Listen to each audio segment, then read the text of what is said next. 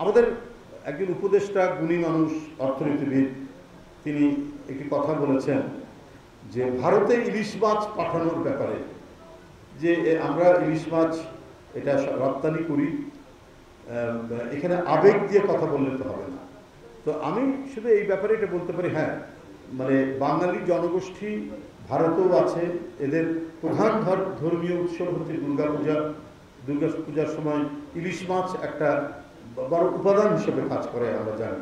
আমরা কোনোদিনই ইলিশ মাছ রপ্তানির ব্যাপারে আমরা কোনো বাধা দেইনি, আমরা কখনোই বলিনি। আমরা নিজেরা একটা মাঝারির চাইতেও ছোট ইলিশ মাছ 1800 টাকা 2000 টাকা দিয়ে কিনি।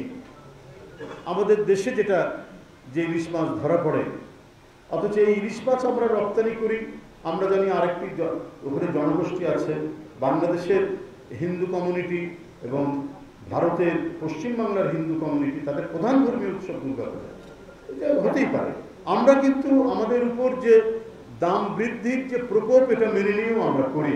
আরএফএল গ্যাস স্টোভ 25% গ্যাস সাশ্রয়, তাই টাকাও বাঁচে 25%। যখন ভারতের স্বরাষ্ট্রমন্ত্রী বলেন যে বাংলাদেশি এখানে পেরে তার পা বেঁধে উপর দিকে ঝুলিয়ে রাখো, তখন আমি কেন বলবো না যে আমরা ইলিশ মাছ দেব না?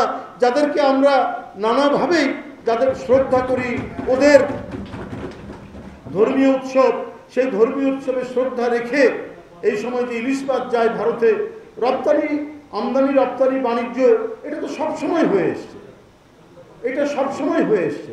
তো সেটা তো সেখানে যেতেই পারে। যখন আপনি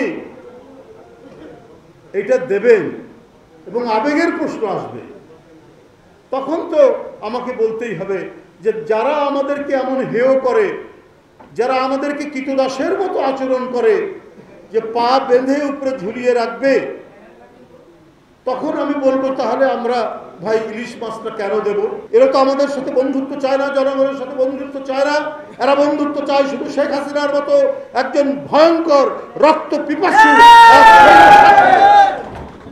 এরা বাংলাদেশের জনগণকে ওরা পছন্দ করে না।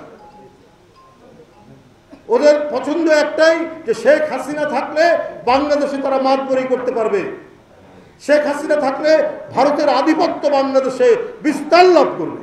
এই তখন তো জনগণের মধ্যে আবেগ তৈরি হবে যে ভারত যদি আমাদেরকে দ্বিতীয় শ্রেণীর তাদের নাগরিক মনে করে, তাহলে তো আমাদের আবেগ চরম আকারে ধারণ করবে। বাংলাদেশের মানুষের আবেগ ছিল বলেই তো এখানে বারবার গণতান্ত্রিক আন্দোলনে আমরা বিজয়ী হয়েছি।